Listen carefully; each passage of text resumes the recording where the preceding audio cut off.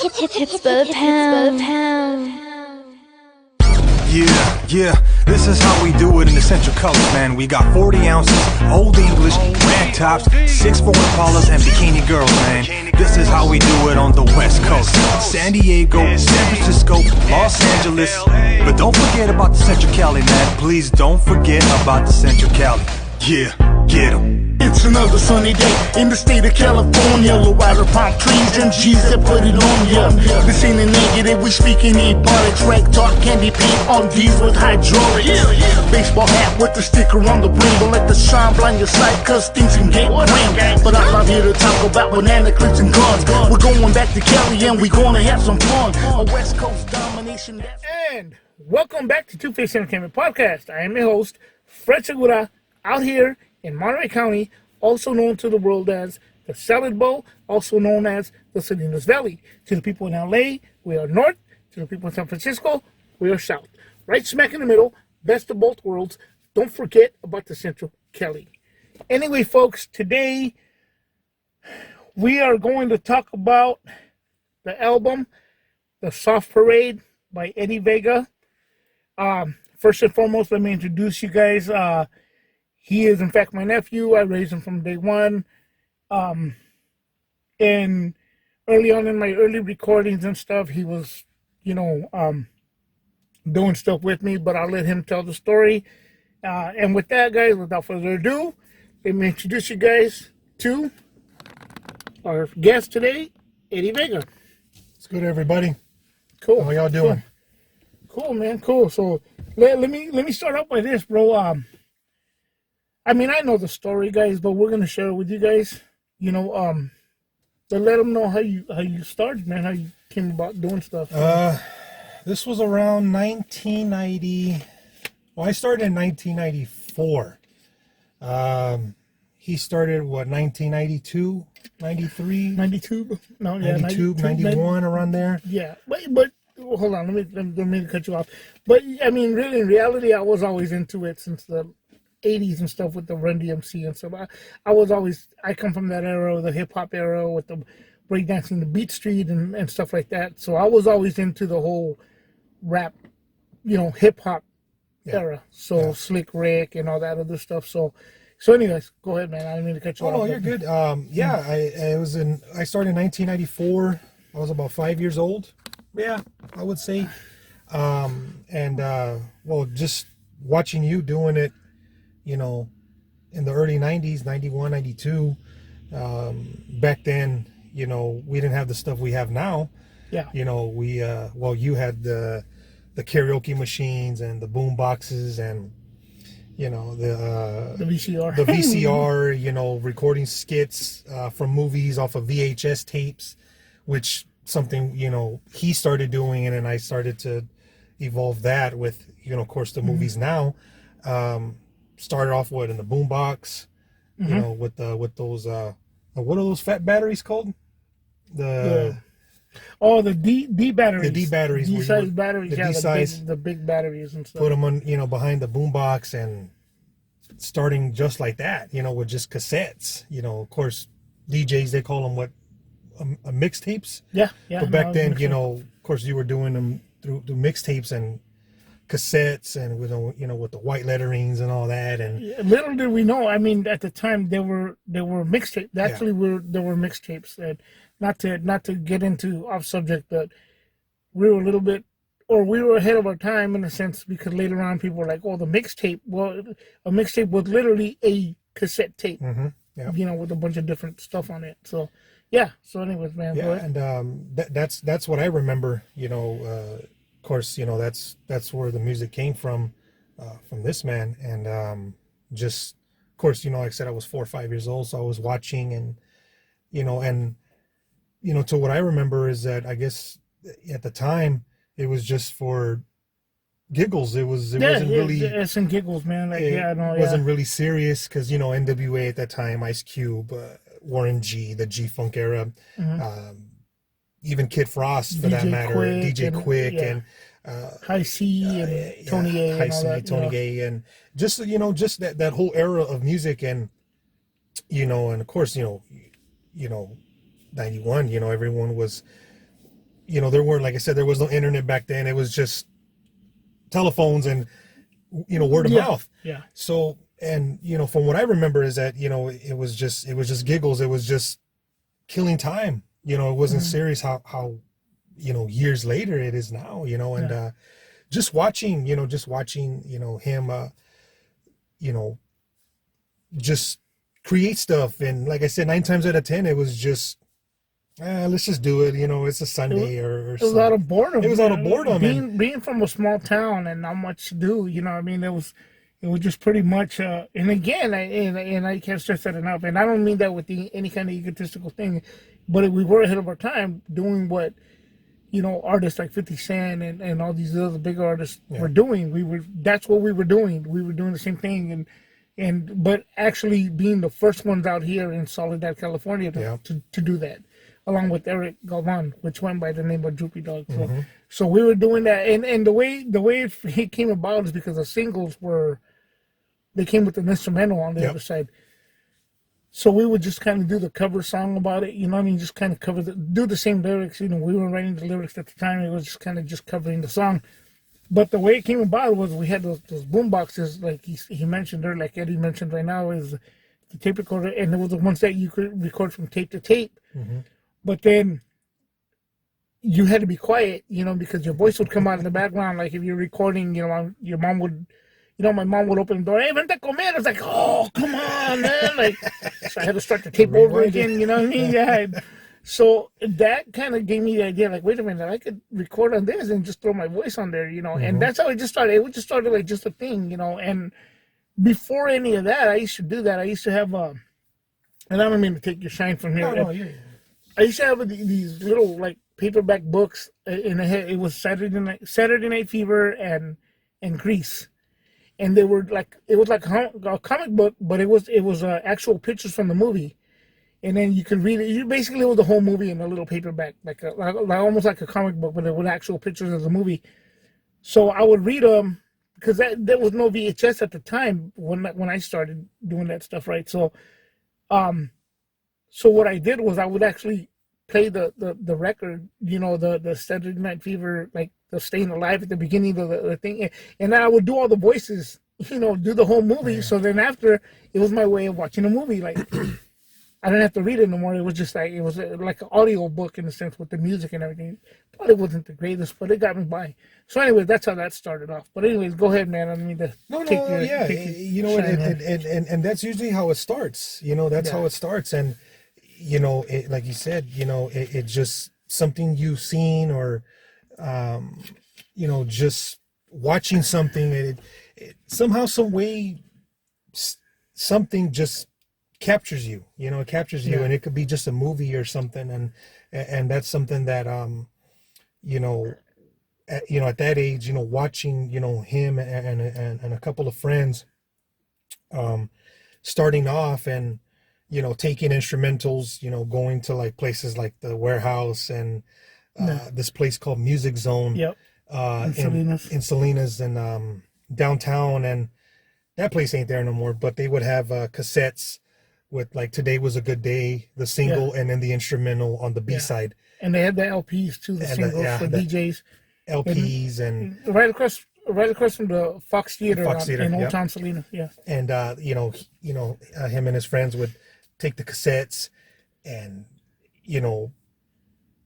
basically do the instrumental, and of course, back then, there wasn't really writing, it was just memorizing the song that Ice Cube or whoever it was, Richie Rich or whoever, and they would just basically say the same, do a cover song, and that's how that started, and then eventually then the writing process came in, but that's how I started to watch, and of course I couldn't write my own lyrics till I was 15, but just able to see that, and of course, being, born in 89, catching the golden era of hip hop music, of course, 89, 88 was NWA and the stuff from the East Coast. But as far as here as the West, it was just a G-Funk era. It was everything, and capturing the golden era of Yeah, music. the Chronic changed the Chronic, game, you they know. had Chronic, and then Doggy Style, and then the Predator, Ice Cube, and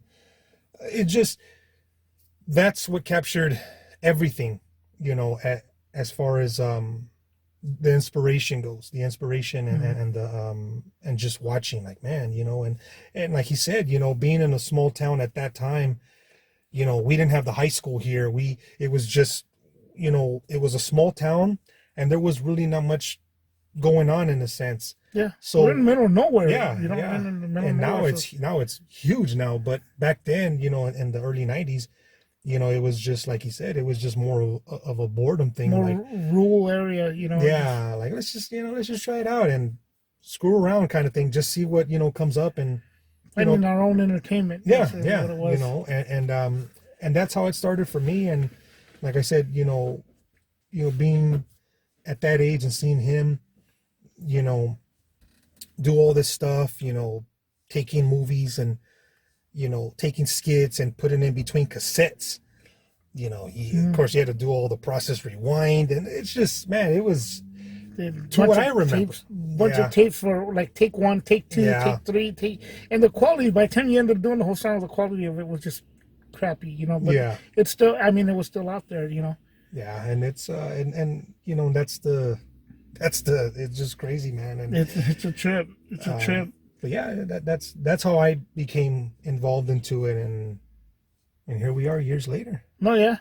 And you know what's one of the things that I released one, and I was sitting on a bunch of songs, and then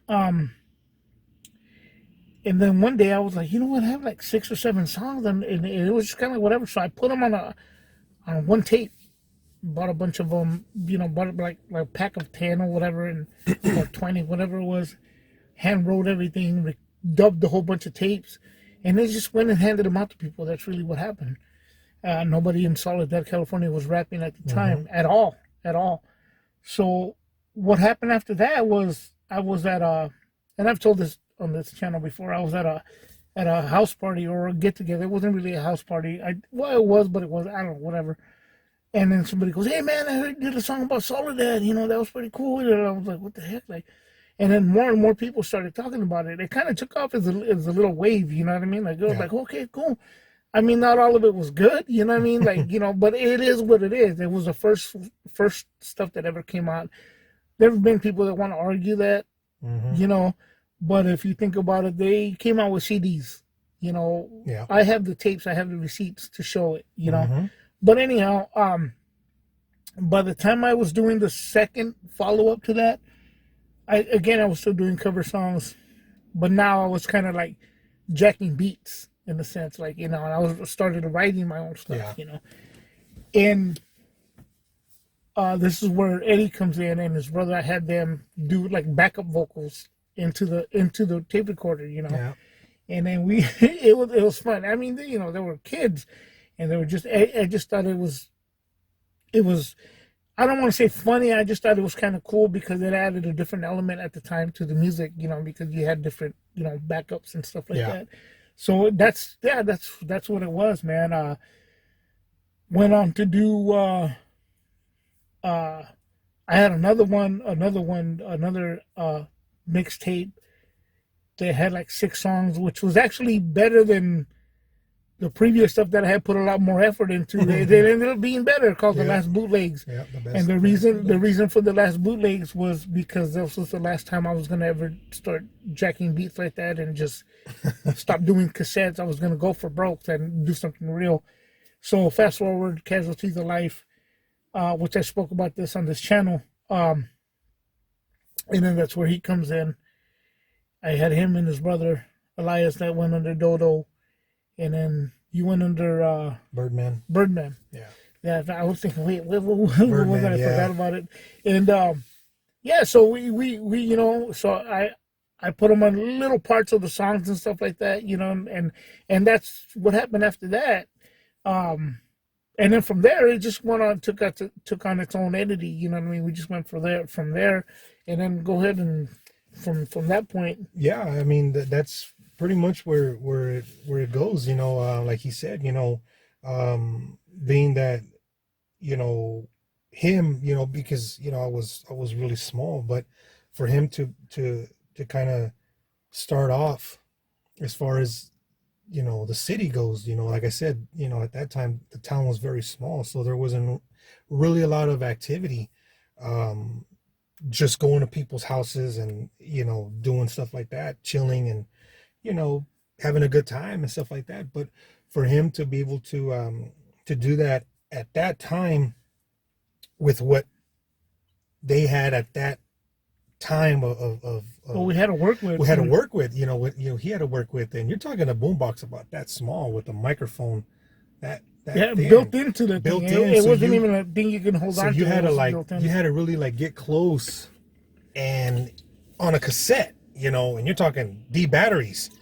So now, of course, everything is high tech, but at that time, I mean, like he said, like I said, we're not trying to boost our ego, but at that moment in time, mainly for him, because he was older, so to be able to put music out like that and be the first ones to do it out of Soledad, and of course, some people, they acknowledge it, and some, they try to push it aside, and in reality, it's just the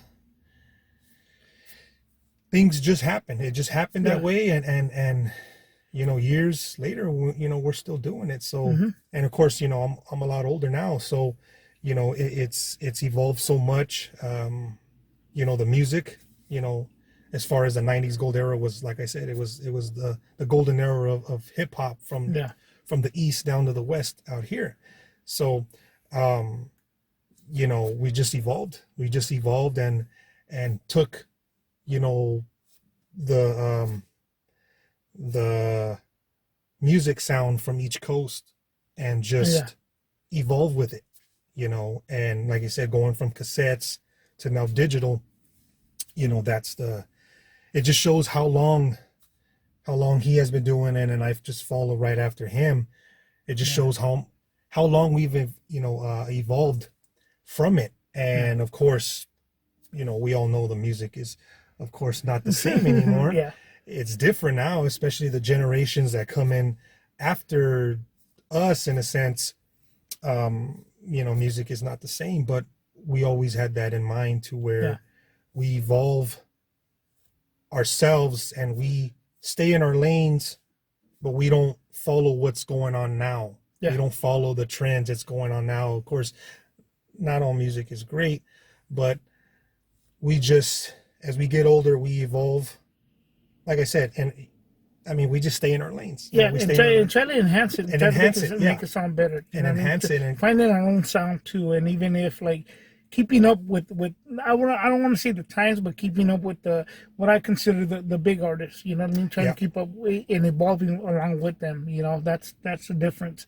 I think we've done that in every project, for that matter.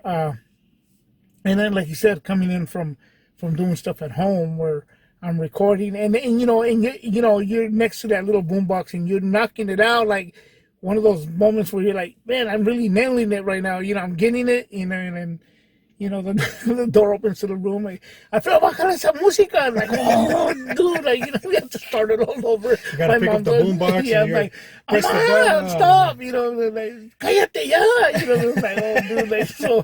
But I mean, but those are not trial and error. Those are dues. We're paying our dues. It's a difference when. We went to the studios and it was kind of like you're paying top dollar for it, and it was just like reel to reel with the tape and everything, and then on to the digital stuff. And like we explained in the documentary film, the Street Connect documentary film I did, and it was just like that. I mean, that's just what it was, I think later on too, because Eddie being a lot younger at the time too, he would get the fly clothes, you know what I mean? That I couldn't fit into, you know what I mean? Like, so he got the fly clothes. I would fade him up on the, on the haircut, line him up, and then he had the fly clothes. He had the look. So what I started doing was I started writing stuff, and then he would perform it. So he always had that good that good cadence, that good, just the voice and everything. So, and for a while, and I'll say it, he took out like wildfire to a lot of people. MySpace he was dominating. A lot of people were like, "Hey man, I need to get Birdman on my stuff," Yeah. whatever. And it was just kind of like, I was like there's a movie, for those of you who may not know, there's a movie called The Idol Maker where the guy was like older, but he was writing songs for the younger people and stuff. So I was basically the guy behind the scenes, making everything, just, making the moves and stuff. And then he was out there, putting his face up front for it. And it took off. It took off really good in here in town. But I mean, and it's typical, not to bring up the bad stuff, but as much as it is good, comes the bad, and that was pretty much it, But I mean, fast forward, a little bit, we did the Terminal mixtape in a sense.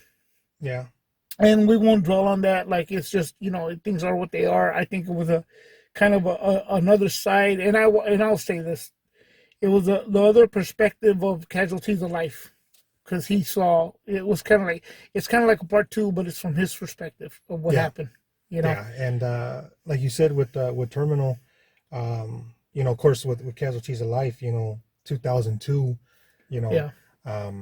I pretty much lived through most of it and saw his point of view. And of course, at that age, at 10 years old, it was very difficult to go through. And of course, with Terminal, being that it was a mixtape in 2014, which I believe is going to be 10 years next year. Yeah. So, and like I said, this year. We're in 2024. That's right, man. Time goes by fast, man. But with the Terminal mixtape, like I said, it was a mixtape. Some people wanted an album, but I insisted of doing a mixtape, just taking songs, basically the stuff that he did. It just kind of goes, it goes forward, but then somehow, some way, it comes back, and it's just another layer. It's just another layer of everything that's been done. And with that one, of course, there were some songs on there that, were personal, with, losing family members and going through some things in school, getting bullied, and just a lot of stuff. And, and never once pinpointed anything or directly at anything. I just used that as therapy. Of course, my lyrics weren't as great as I hear it now, but I think it's just the way of using the music, and being that, it was a mixtape, I just used that as therapy. And it was just a lot of anger, a lot of emotion, losing family members that you love, and going through trauma, and just an emotion. It was just one roller coaster. And I mean, I don't take back anything I've said on that record. I don't hear it as much because it was at that time. But of course, down the road, we're just making more music that's more energetic, more on a positive, more on a positive, up tempo, just happy. up tempo, for people to enjoy, not just the general public, but any type of, no matter what race it is. Yeah. It's just something that everyone can enjoy, and be able to listen to it and be like, okay, like, I like this, like we said before, the music is way different as it is, it's just wow. It's just, man, like, what is this? Like, I don't even listen to the radio anymore. And it's just like, I still go back and listen to the 90s because, I mean, of course, some of the 2000s, 2000, maybe 5. Yeah. But it's just a certain peak where it's just like, yeah. And like, where's the substance? Where's the passion? Where's the creativity? And that's one thing that we've always done together, is that, whenever there's something that's put out, we always make sure that it's done right. There's, of course, the passion is there, the creativity. Yeah, we're not thinking money. Yeah. We're never thinking money. Like, I'm going to make a million, we're trying to blow up. It's always been like, let's focus on making something good. Yeah. And taking back everything, like, I wrote his lyrics early on when he was a kid, but when it came to the Terminal, he did that. That's when he was writing stuff himself, and I was like, that's when I saw, like, oh shoot, like, hey man, he's doing it, Yeah. And he just went from there, So fast forward a little bit. Last year, he released the Men in Black, right? Can you give us your thought on that project? Yeah, the Man in Black, I released that on June 16th of last year. That album was basically... Last year, 2023. Oh yeah, last year, Yeah, 2023. yeah. Just bring it up there. Yeah, that one was, I believe, about 6-7 songs. That one was pretty much right after Terminal in 2014. So, of course, everyone knows that we've been away from the music for a while. Yeah. Almost close to 10 years. Yeah. Since that mixtape 2014, and I know the Street Connect soundtrack and the documentary. So really nothing really came out after that. Yeah. So it was a very long Hiatus, yeah. Which then the podcasting came in, Yeah. and so we just continue to expand. But Mm-hmm. yeah, but the music was still getting worked on here. The and music there, was getting worked on. It was just it was a long Yeah. time. Well, Almost, yeah.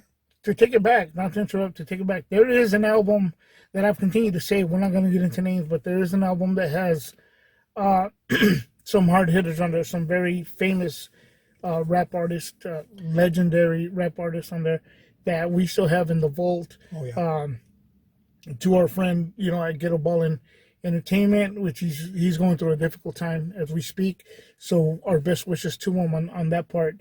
But hopefully we get to release that album that we've been promising for a long time. Yeah. And that's one thing I'm very proud of. So we usually sit on projects, you know what I mean, because we don't believe in like, oh, we gotta let it out tomorrow. It's like, no, it has to be right. It has to be right because it has to be right for the consumer. If when they hear it, and sometimes when they hear our stuff, people say like, how come you guys never blew up, and stuff like that, because that's what you want to hear, because it has the potential for it. Mm-hmm. But anyhow, I mean, with the Man in Black, what was your perspective or your drive on it? Let us know how you came about, because obviously, I'm still out here in California. The label still runs out of California in Monterey County, but Eddie now lives in Las Cruces, New Mexico.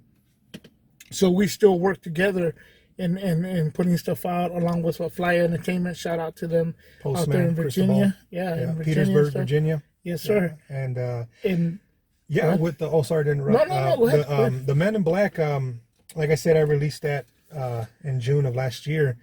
That one, like I said, it was like 6 or 7 songs. Being that we're away from the music for close to 10 years. That one was more of kind of like reintroducing myself in a sense. Being that I live in New Mexico and Las Cruces, and he's still here in California, like I was able to kind of like of course, like I said, the music is different, and I think being away from it was just more like getting the rust off in a sense. Being that I do the recording myself, the music production, the beats, I get it from Postman and his brother Chris in Petersburg, Virginia, with Fly Entertainment. And then so just getting different types of beats, I was kind of going with the different direction with it. Of course, still stay in our lanes, but of course the music has evolved so much and very different. And with that one, it was, like I said, it was a short and sweet record. Of course, I got people from here in the 831, like J-Mac, goes by the name of Just Nice, Billy Batoker, shout out to them, man. from the Underhogs, Stevie Ray with the Untouchables, I got Superior One, OG Selena's, to the heart, and just getting, And from here, I also got Ghetto Boy. some artists out here in Soledad called Gutta Boy, which is a friend of mine I went to school with. And shout out to all of you guys, man. That you always respected, always love and respect from Two-Face Entertainment. Man. Yeah, straight up. And and I got people from one artist from Atlanta called Ilbata. Come create with Ilbata. Willis Cargo from Boston. I also got Jirai from South Carolina, and a female artist named Hedda, and I believe she's out there from Portland, Oregon. And so just bringing in a different vibe. Of course, the music, was a little different from our taste, in a sense, and just bringing in a different, vibe. People liked it. Like I said, it was short and sweet. I brought it to him, because I do truck driving. So all of the music that's coming out, since the Men in Black on, is being recorded in my working truck because I'm over the road. So, So it's a trip. Right? I don't mean to cut you off. It's a trip. He has an iPad, right? An iPad, yeah. And a Rode mic, and yeah, he's doing this stuff out of his truck on his breaks, or on his lunch, or staying overnight. Sometimes, which is like, man, I was like, and shout out to Postman, man, out there in Fly Entertainment. He told me, man, I don't know how he does it, like, which is a trip, but hey, you know what? That's when you know you have the driving, you have the passion for it, you'll make it happen. Oh yeah, yeah. And let's not take that away. Like, you'll make it happen, but it's got to be good. Mm-hmm. It's got to be good, guys, because some people have a lot of passion, and it's just not.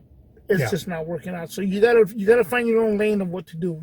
Which is why here at Two Face Entertainment we've expanded into podcasting, into documentary films, into photos, and different elements. We wear many hats, and are capable of doing many things. But anyway, back to the Men in Black.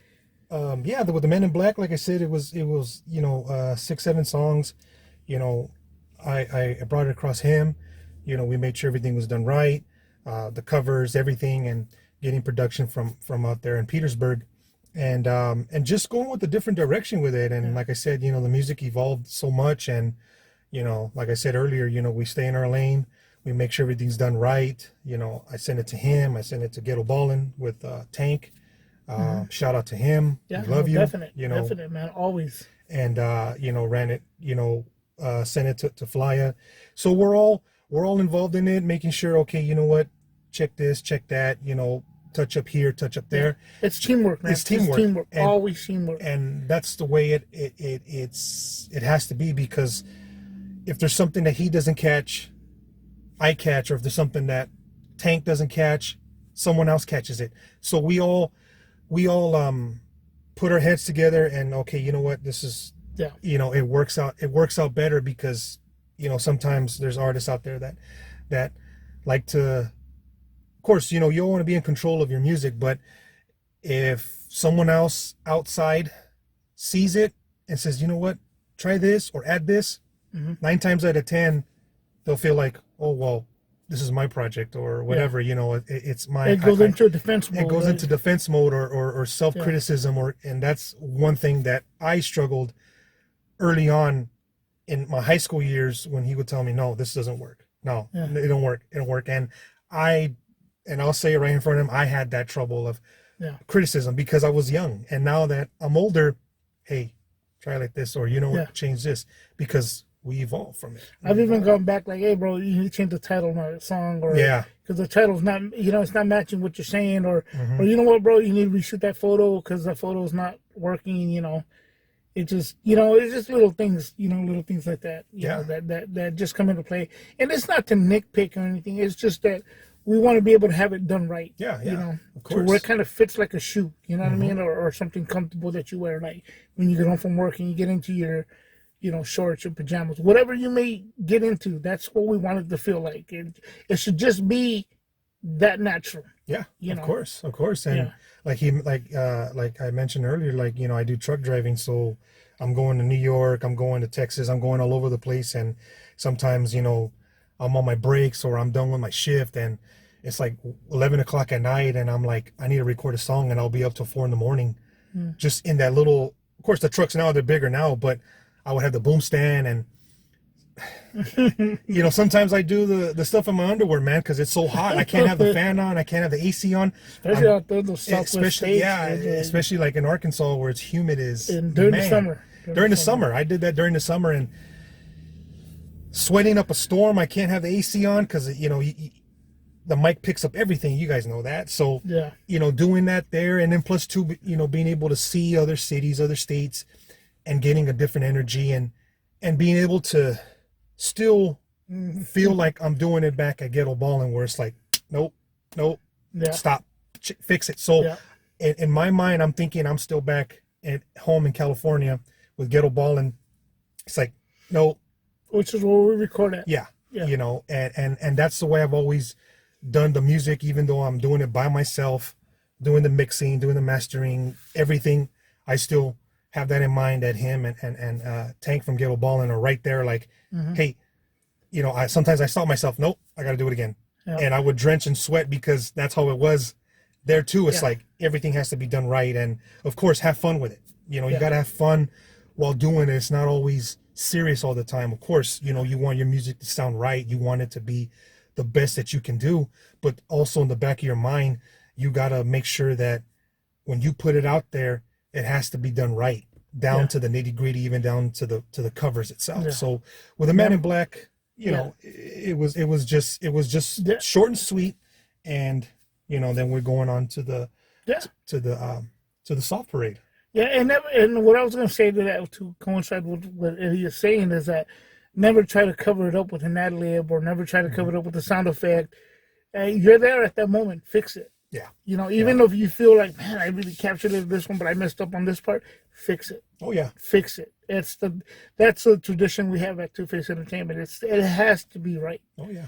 You know, and a lot of people have struggled with that, and they're like, "Oh, I'm gonna go do my own thing because this is like whatever," and it's like, okay, you know, and you know, and you know, and that's the beauty of music. And like I said, you know, with the previous records that you've done, and like I said, you know, the records and cassettes that you've done, you know, like I said, you know, it all falls back to it. It all falls back to, because, you know, there can't be a start with me, but there always has to be a beginning. yeah, And yeah, that's where it comes with him, and Yeah. and that's why, like, you know, it just, like I said, evolves. We evolve from it, and every project has been a trial and error. Every single project's been there hasn't been one where it's like, okay, yeah, we nailed this. This is like, we know what we're doing, and can't nobody tell me different. No, we learn as we go, because like as in Eddie said as well, we continue to evolve. Like that's one of our biggest things, is to continue to evolve, because you know, when you hear the music now, if you hear Casualties of Life or Terminal, you know what I mean, the Casualties of Life from 2002 that I did under the Gemini alias, and then he did the Terminal in 2014. yeah.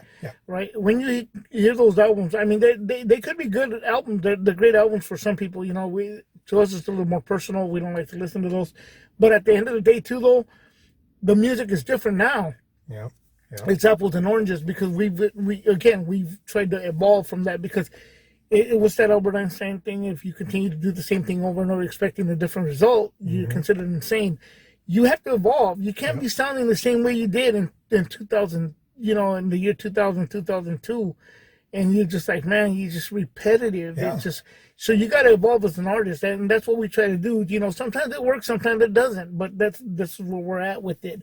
So like on to like what you said, man, we got this new project, you know, the Soft Parade coming to you on February 13th, 2024. Fill us in on the Soft Parade, man, and how you came about that title. First and foremost, how you came about the title and stuff. The Soft Parade, like I said, that one's coming in February of you know, of 2024, and that one, like I said, you know, everything was recorded in the truck. Like I said, going back to Men in Black, I was still trying to find myself. I was still trying to find myself, the niche, as he said. Like, it's Eddie Vega, but there's something missing. It's just, there's something missing with it. And of course, you know, everything I've recorded is done right. And with the Soft Parade, that one's more energetic. It's more, it's enhanced. It's more like, oh, like, this is, you know, like Postman said, and he said it too, like, this is Eddie Vega. This sounds like Eddie Vega. Like, it brought that West Coast feel. That West Coast feel, and it's crazy, because the beats that I got from Postman and out there in Petersburg, Virginia, it has an East Coast boom bap feel with West Coast rhymes, and that's the energy that I brought to it. And for the the title Soft Parade, that title is from the the legendary band from Venice, California, The Doors. And the reason why I chose the Soft Parade is because that album itself is the fourth album from The Doors, which people said it was considered the least favorite album that everyone liked. Like it wasn't The Doors. There was a lot of things going on with that. During that time, there was a lot of issues going on within the band. So when that album came out, that was like maybe the longest album they've ever put out, or took so much time on that. And so that album, I really like that album. And the Soft Parade song itself on that record, there's only a few songs that the Doors have, and that song in particular gives me a lot of chills because of the emotion, it just the energy, and like I said, I'm a huge Doors fan, so that's why I titled it the Soft Parade, and it just gives it a different what do you call it, like a different feel, different feel, and like I said, when it comes to music and movies, we, like I said, we've said it earlier, we put movie skits and into music, and when we do it, it just seems like it mashes up together, like it kind of blends into what we do. So like I said, with the Soft Parade, it's more energetic. It's a great record. It's a great record, and I'm not just saying it because it's me, but from the people that I've showed, within the camp, we got the early release of it to check it out, and they've really said this one, you found yourself, you found the niche. To the first spin after he sent it to me and I heard it, I was like, wow. I told him right away, this, bro, this one, like, it's really all the way through. And to me, it's kind of like, they say we shouldn't compare, but it was like the Snoop Dogg when he went to No Limit, but then when he came out with the second album on No Limit, he kind of brought it back to the West Coast. That's how I picture this album as well. And then going back to the title, The Soft Parade, it's not so much as, he obviously said it's a Doors album. They have by the same title, which is understandable. And again, just being fans of their music, it's not a rip-off. It's not trying to be the Doors. It's more of a homage. It's more of a homage to say, like, okay, we're in a whole different genre, a whole different era and everything like that, but we're paying a homage back to the Doors as well. That's really what it is. It's not trying to take anything away from them or trying to take, like, no, see, this is what it is. No, it's not like that at all. It's more, again, a homage. And like he said, it's a homage because, of course, we're musicians, we're artists, or however, they want to put us nowadays. But other than that other weird stuff, we're not that. No. And and that's the thing, like, and like we said earlier, like when it comes to music, we like I said, we make sure everything's done right, and at the end, it's like and like I always tell them all the time, like, we may not put music out so often as the artist. Every artist, whether it's here in the 831 or outside of the state, everyone has their own ways, their own mindset when it comes to releasing music. But with us, it's like, it's almost like the Dr. Dre scenario, where it's like, when we come out, it's like we try to overlap what we put out recently and try to outdo ourselves. And I always tell him all the time, like, we have our conversations on the phone when I'm on the road or he's working, or, I always tell him all the time. Nas said it best, never on schedule, but always on time. Nas, of course, you all know Nas puts out records every so often, but when he comes out with something, it's never on schedule. It's never on schedule, but always on time. When he comes out, it's like, oh man, like, so that's. And at the end, bro, like, really thinking about it, like, putting it in that perspective, it's really for the people that listen to the music. It's really for you guys, because it's really because we want to bring you the best of everything. You know what I mean? At the end of the day, okay, you may have got an album and you may not have cared for it or whatever, but the next follow-up one will be like, okay, cool. You know what I mean?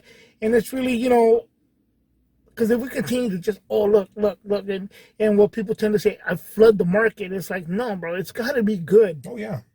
Because we've shelved a lot of music. We have enough maybe for like 3-4 albums if we put every single thing out, which we don't, you know. So we can bring it out and you know, just give you what we feel is the best that we can do at this time.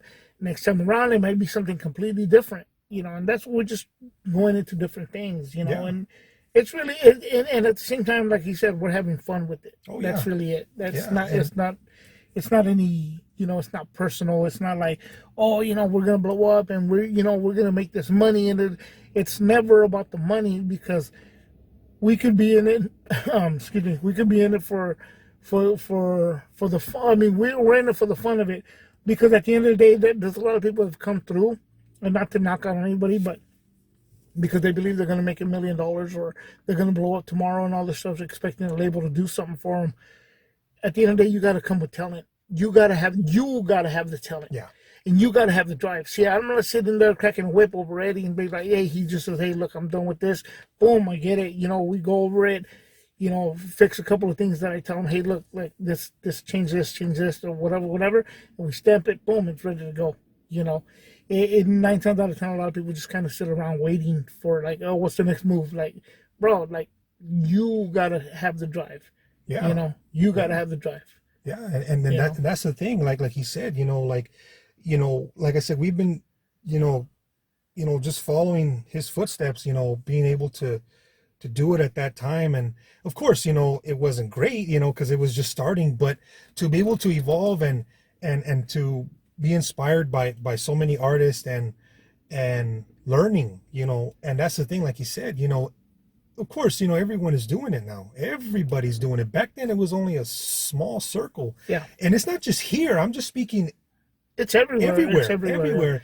And you know, and that's one thing we talk about, you know, off the camera here, but you know, we talk our conversations, we can go 2-3 hours talking about music. We talk about all this stuff, and really, and generally speaking, like, you know, of course everyone's doing it, but it's just, now with everything that's happening now with the music, the passion, the creativity, you know, it's just gone.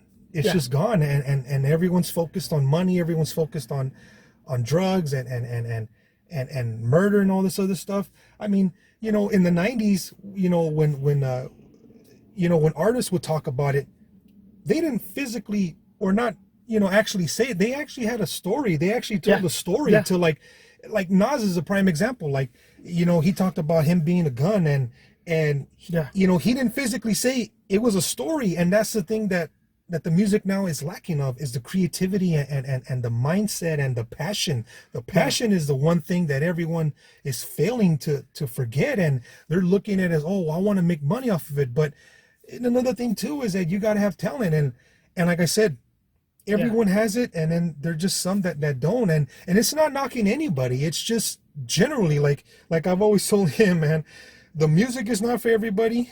Working in the fields is not for everybody, and the military is not for everybody. Yeah, that's just what it is, and you know, it's just, there's just certain things that and I'm just speaking for myself. I'm speaking on behalf of me, you know, and that's just, you know, really what it is, and you know, and yeah, and like I said, you know, we've evolved so much, and that's why, you know, we don't come out as much as everyone else. We like to make sure everything is down packed right, and when it comes out, you know, we approach everybody with something new, and that's one thing we're so focused on, is bringing something new. We're not trying to be relevant or consistent so much. I mean, I understand a lot of people think consistency, which is a good thing, but see, the difference is we're not trying to stay relevant. Yeah. And we may not be as consistent, you know, as like dropping an album every couple of months or whatever, but we are consistent in bringing you quality. Yeah. Quality music and quality products, you know, and that's really it, you know.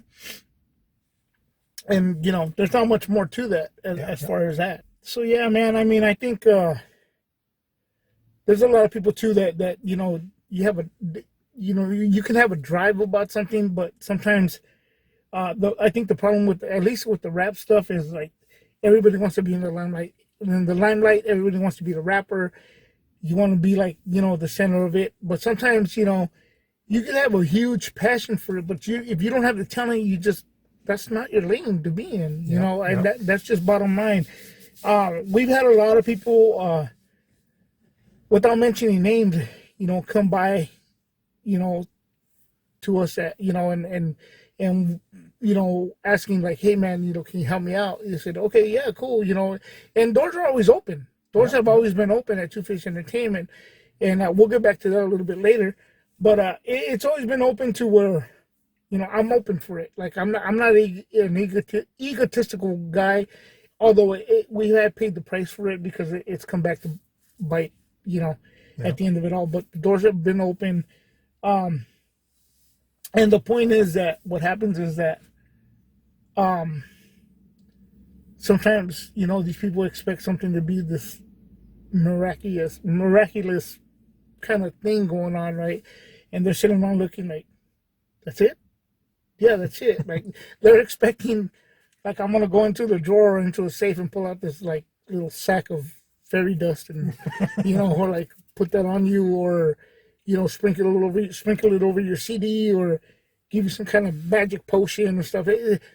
It's all, and I'm not trying to toot our own horn. It deals with talent. It deals with talent and how much you put into it. And again, everyone has talent. Everybody has talent. It's just in different lanes. Some of this stuff is just not for you. Yeah. And really, yeah, that's it, man. That's it. You could be so passionate about it and everything, but it's just not for you, Yeah. So that's where we're at with it, as far as going back to the Soft Parade, going back, I'm sorry. As far as the Two Face Entertainment doors being open, ever since like a little bit after Terminal and stuff like that, we've gone through a lot of stuff. I mean, Two Face Entertainment has gone into, threatened lawsuits by the big dogs, by the big major labels, threatening to be sued and stuff, but we're not going to get into that. But in dealing with artists sometimes and dealing with people, producers or whatnot, I will mention this. I have closed the doors. To make the circle even smaller, because everybody wants the fame, the money and everything, but nobody wants to work for it. So if you tell somebody, hey, listen, man, this is not going to work. Oh, you're putting me on the back burner. That's not what it is. Yeah. Again, we don't put stuff out for the sake of putting it out because I want to be consistent. We want our product, our quality to be consistent. Yeah. That's just bottom line, So that's just where we're at. So going back into the Soft Parade, Eddie, fill us in on whatever else you want to bring up on that. Yeah, for the Soft Parade, like I said, I got some of the artists out there in Petersburg, Cristobal the Vision and Rails the Postman with Fly Entertainment. They him and his brother, they produce, they make the beats and all that, and of course, like I said earlier, it has that East Coast boom bap sound. These guys got some crazy lyrics. Oh yeah, I mean they're yes. Yeah. They're hip hop and they yes. Man, I amaze myself, man. They those two guys, man. Shout out to those guys. They're like machines, bro. They're just, man. Times where it's like, hey, let me call you back real quick. All right, they would finish about 3 or 4 songs. Yeah. And each song they do is different from the other. So their passion is like, I mean, we all have passion, but they're just like, man, like they're just consistent. Like in each record that comes out from them, it's different from each one that they put out. Yeah. So they're just so ahead of it, and their production on this record, man, it just fits so well, because being that, like I said, we're from the West Coast and they're from out there in the East, it just mashes together. It's just like it's just so great. So those those guys are on the record. Like I said, I got Il Bada. And let me mention one thing about that. One thing too, guys, that I will mention about Cristobal, the Vision, and Postman out there with Fly Entertainment in Virginia, right? These guys are so, you know what I mean, they got a lot of talent, and they do have talent in the right place, and they know what they're doing. But they've also, you know what's beautiful about it, that we've learned from them and they've learned from us. And we've established that relationship, and they're not afraid to admit it. Like, hey man, I didn't know about this, and you know, they see into what we're doing and stuff. And again, man, much love and respect to them. Shout out, man, to everybody involved in our projects. You know that we're careful when we choose and select. You know what I mean? Because you know, just it. I don't want to bring in the bad. You know, so we just choose and pick and choose. That's what I'm saying. Pick and choose of who we choose to want to work with. Oh yeah. So yeah, and like I said, you know, we got them. You know, their production is on most of the record, and of course some other producers from New York and a couple from here, from the LA area. Just a different variety of sound. So it's not all sounding the same. It's basically like just one big roller coaster, man. It's got its ups, it's got its downs, but like I said, you know, we stay in our lanes. Like I said, you know, the music has evolved, but we stay in our lanes, and we just continue to keep that rhythm going. And of course, I got some of the artists that I had on the Men in Black. 4 artists. Come Create with Obata. He's originally from Jersey, but he's living out in Atlanta, Georgia. Will Escargot, you know, from Boston, and Jorai from South Carolina. And then, you know, I got the poet. Oh yeah, that's right. Samson the Poet. Yeah. He's out there. I believe he's from Oregon, and he has a unique sound. That's a nice song. Yeah, that's a nice song. I gotta give it that. That's wow, bro. I'm like, you know, when you guys hear it, if you guys know your guys' hip hop, you'll be like, he sounds like that, but not like directly trying to sound like that artist, but but he's his own person. He's his own person. Yeah, and when you hear it, be like, oh, he sounds like that artist. And everybody on that album has really, like, you know, it makes you step it up. Oh yeah, you know, like Oh yeah, and of course, you know, we love that. We love that. That's what makes us all better. You know, we don't want to fall into our own little hole, and we're only where we're comfortable. We're not afraid to expand and say, hey, you know what? He got me out of my comfort zone. I'm gonna go and work on that. But and also too, like you mentioned, comfort zone. Like, you know, of course, you know, we're here, and you know, we all have, you know, our own different sounds and how we want to put out. But you know, like he said, like, you know, being that, you know, these guys are from the other side of the area of the country country and you know, they brought something out of me where it was like, whoa, like, you know, and then when there's something that we do, it's like, you know, it's just and that's the beauty of music, is that of course it's always that friendly competition kind of thing. You know, you always want to have that, and that goes for you know, it's not just us as underground artists, but just, you know, general. It could be you know, major artists. They always want to put the best out there, and in the end, it's all love. It's all love and respect, and that's the beauty, is that you want to. That's one thing about us, is that, you know, we always want to get the best out of ourselves, and be able to be like, you know what, like, I'm picturing that someone high artist or whatever sending me this, I gotta give it the best. I'm able to keep up with these guys, you know, and that's what it is. And you always want to find that. You don't want to find just people that, you know, you're gonna outshine, you know, or you can, like, you know, because you're in your comfort zone. And we're not afraid to step out, you know, and not afraid to be like, you know what, bro, maybe I need to take a little more time because this was too much. Or not, or go back, you know. And I've gone back, and I'm one to say it.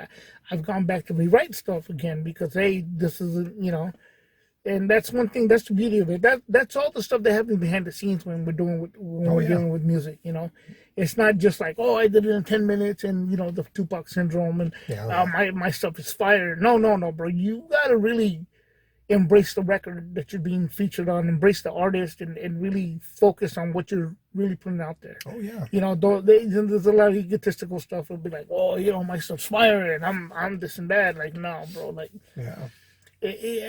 I tell you, to humble yourself a little bit and focus on what you're doing will make you a much better artist, and make that record a much better record Oh yeah. to begin with. And then going back, kind of piggybacking on what Eddie said about friendly competition.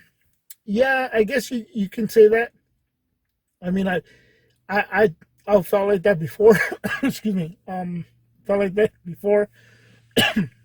But I think more now. It's more like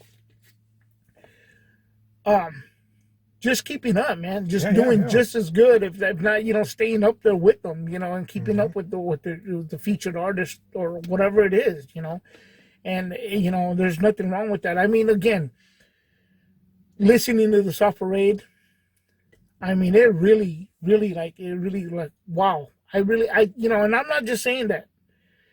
I give credit's due. If something's good, something's good. I don't have to even like the person. If the music is good, it's good, man. Do you like me? No. I like the music, but I don't like you. Yeah, okay, hey, that's cool, whatever. No, but strictly speaking, it's like, it's gotta be, it's gotta be good, man. It's gotta be good, and that's really it, and that's one thing I think is the beauty of it, that we focus more on just, again, I can't stress it enough. We always focus on making the good music, I mean, making the music even 10 times better. And again, going back to picking and choosing artists, there's still a lot of you out there, man, that we haven't forgot about. I'm not going to get into names because then people, but let me tell you this much. There's still a lot of love and respect, and we're still looking forward to working with you. Oh, yeah. That's what it is, Definitely. And, so it's not just we're completely closing doors on everybody, just closing doors on certain things. If I see a red flag, it's doors are closed. Yeah. That's really it. But, man, continue, man. And like he said, the features it's the feat, like I said, with the features, like I said, some of the artists I got from the Men in Black, and of course, it's like I said, the production is much different. It's more energetic, and then getting the guys from out there from the East Coast, and then getting this guy, this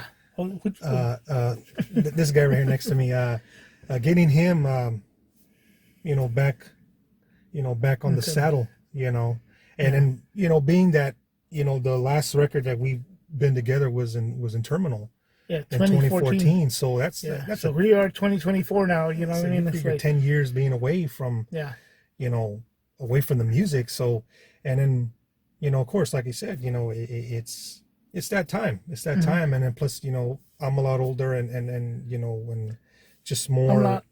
No. But just understanding, the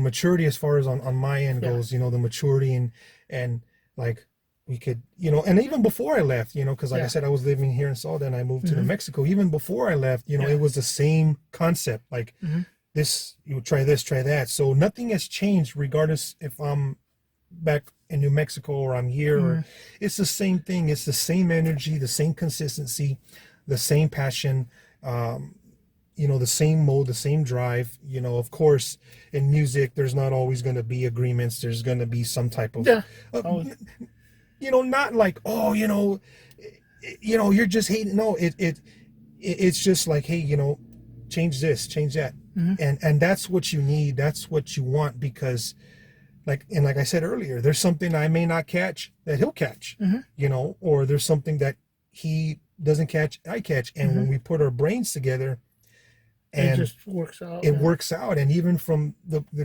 guys from out there in Petersburg, and even with Tank, with Ghetto Ballin'. Yeah, straight up. It's it's a teamwork thing, and and when those heads get together, it's just magic, man. It's just magic, and the ideas and their style of music, wherever we're at, or whoever.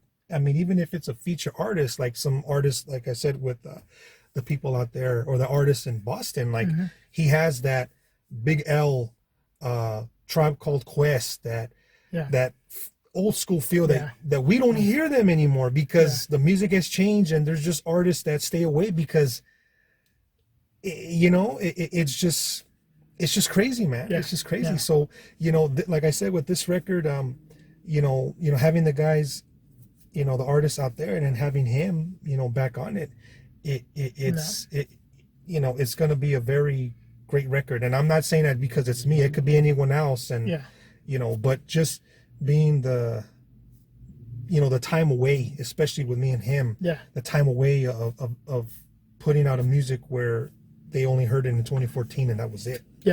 And like I said, even we mentioned earlier with with the record that's in the vault, that has all the artists on there, the big time artists, that's still in the process. I'm still waiting for features too that we promised, so we're still holding them at holding them there to just hold on and be patient with us. We'll get to you. And that's why me being able to do music on the road, him doing his podcasting, just keeping everything rolling, regardless of where I'm at.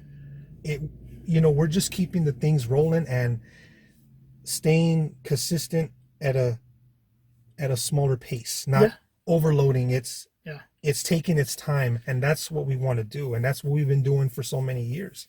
One of the things too, though, like when he presented the record to me that we did, when I heard it at first, I kind of took natural, like a fish to water, no pun intended, right? And when I did it, I wrote it out, and then I was like, wow, and I was happy with it. I was very happy with it. So I was like, you know what? Yeah, and he was surprised, and everybody was surprised too. Like, man, you wrote it that fast. Like, it was just kind of quick, because I just felt it. And that's one thing about it, if you're struggling or it just feels like, oh, I'm just doing it just because. No, it's gotta just feel natural. It's gotta. It's in the name. It's got to flow, man. It's got to flow. You got to have that delivery. You could have great lyrics. If you don't have the delivery, then it's just not gonna work. Yeah. So it's a beautiful thing. I'm happy. I'm very content with it, and I'm not just saying it because I'm on it as well. I'm saying it because of what I heard. I really heard some different. Some different. He really brought it back home on this one. And the features on there as well. It just gives you a whole new sound, turns you onto a whole new thing. It does not sound like an underground record, for that matter. The whole thing from front to back, it's just something different. Something new, something fresh for 2024. We've been sitting on it for a while, since last year, and I said, you know what, let's 2024, the first quarter of 2024. So, come February 13th of this year of 2024, you'll be able to get it on all digital platforms. Oh yeah, and of course, I know some people ask for CDs, and we all know CDs are. No one carries CDs in their tape decks. It's iPods and Bluetooths and all that, or streaming and all that. So of course, we have to evolve just with everything. So like I said, back then it was much more easier because people were still buying CDs. And I know a few people out here in my hometown, they're huge CD collectors. Beetle actually. Hard copies. Shout out to Beetle. Beetle is a hardcore CD collector. Beetle, he's like books and CDs, and there's people like him that still collect CDs. And shout out to BayUnderground.com. That out there in Poland. Yep. Who've supported us for a very long time. Yeah, long time. And and like I said, that's what the music has evolved so much digitally and all that, and going from cassettes to CDs, and now like each time it just keeps going, and we're just sailing right through. So and of course we're not the only ones, but I'm just saying, like, being able to stay consistent, not so much where it's like everything's coming out every other day or every other, but just it's like they say, it's not so much as the quantity, it's the quality. Am I right? It's the quality. Like we don't come out so much, but when we do, it's we always want to knock it out the park each time. And, we're not trying to flood the market with just stay consistent and stay in your ear, because you hear one bad track and you're like, forget about it. So if you come out every so often, and you keep coming out, you keep reinventing yourself, evolution to every album, every project. It just gives people a whole different look. Like, whoa! Before you have a nice little catalog to come with. And they're like, wow! Like, I remember this guy was doing tapes, and they were doing this and that, and he was cussing up a storm on these records, and on these records he doesn't. You know what I mean? It's just like, but we're giving you music.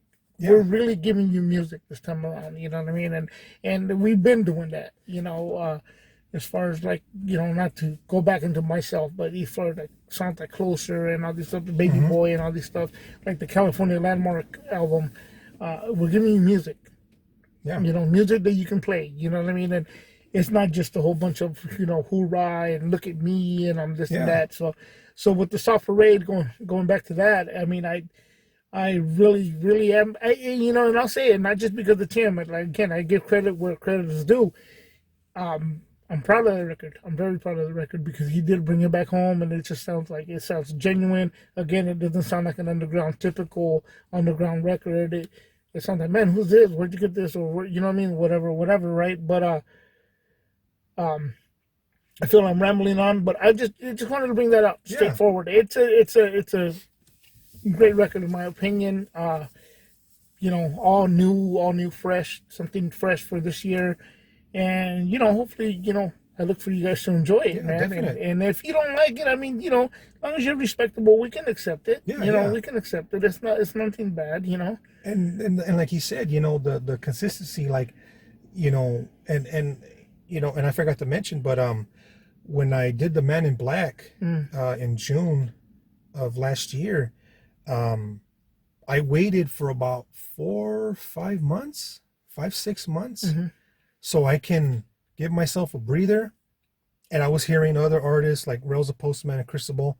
They were just sending me songs like, hey, get on this, get on that. I want to get you on this song for this project. So being on the road, being able to just take my mind off of myself and, because they've been a big help as far as the production and features and bringing me other artists that I have on this one.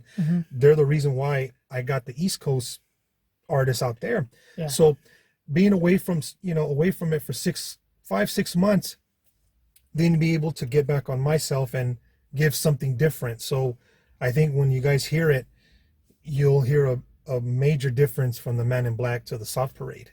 Yeah. And some of the, like I said, some of the features are from the Man in Black, but the sound, the sound itself. So you'll hear like, okay, like boom, here it is. And like I said, having him on this record, it means a lot because, like I said, 2014 was the last time anyone has heard us on a song together. So, and like we said earlier, the consistency and just keeping the drive going,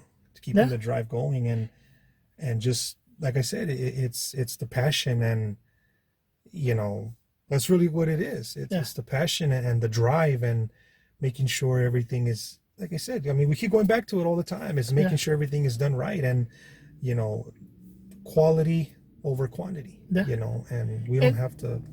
And even like the Men in Black and other projects, what I mean?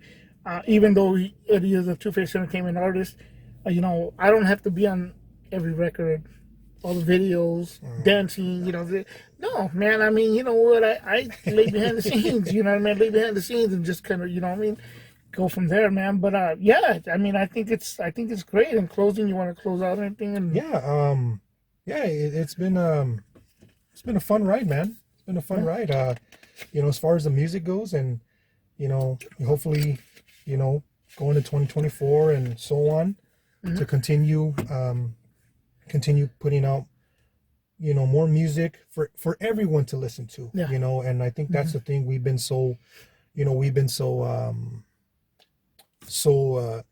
straight down the middle. We don't have to talk about certain things that's going to come to us in the long run or anything like that. We're just ourselves.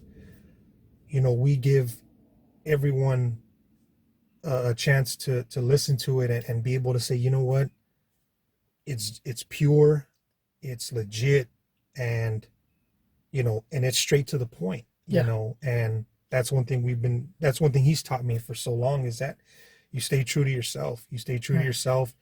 Because of course other artists are talking about all these things, and we're not killing 20 people on the record, one song and within 3 minutes. And that's the thing. It's just, and that's one thing that he's always taught me, and that's why I always give him so much credit and love and respect, is because he kept me on a straight line. You know what I mean? And being that I'm the age that I am right now in my 30s, he's not on me like, hey, what are you doing? It's like I'm coming to him and say, you know what, this is what I got. You know, it's not like some artists out there or whatever, like, hey, you know, like you said, what's the next move? What are we doing next? No, you're the artist. You got to do what you got to do.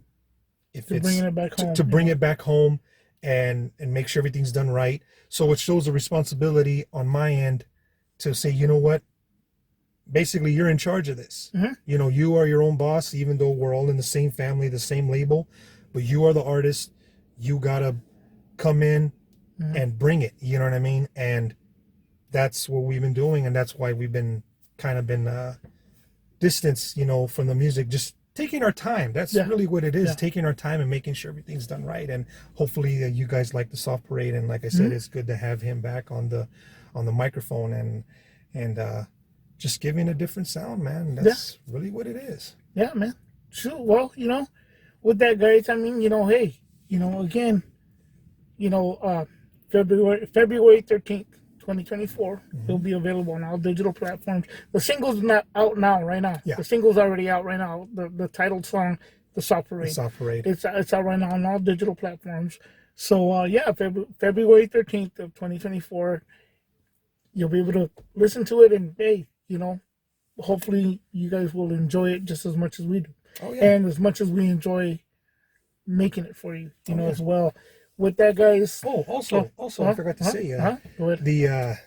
well, you already know, but the people that are watching this, for the single, The Soft Parade, that's not the actual cover. Oh, no, yeah, that's not the actual cover. It's something different. Yeah. It goes back to the homage, so we're gonna leave it at that. And, when you see the cover, people will be like, wait a minute, when was this taken? Like, yeah, like, was this taken recently? Yeah. We always have those background histories, and we're not going to get into that. Yeah, but so you'll see the cover. Yeah, so that's not the cover, but it just matches the song and everything. But it'll match everything else, and it'll continue to do the homage to the record. Yeah, you know, as well. Definitely. But with that, guys, this is Two Face Entertainment Podcast. I'm your host, Fred Segura, along with my guest, Eddie Vega. And, hey, we're signing out.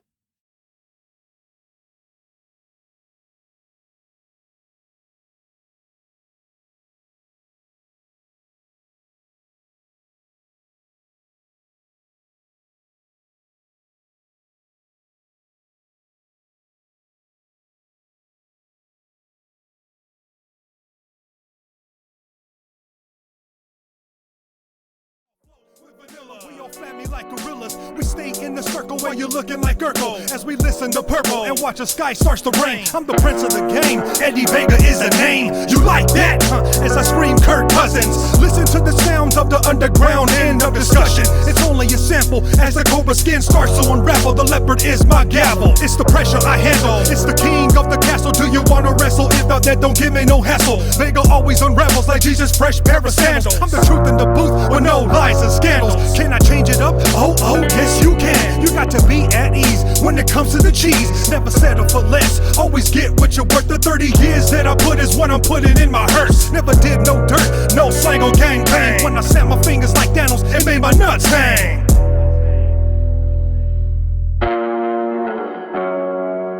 Welcome to the Soft Parade. I am Mr. Mojo Rising. So please pick up your feet and have a seat.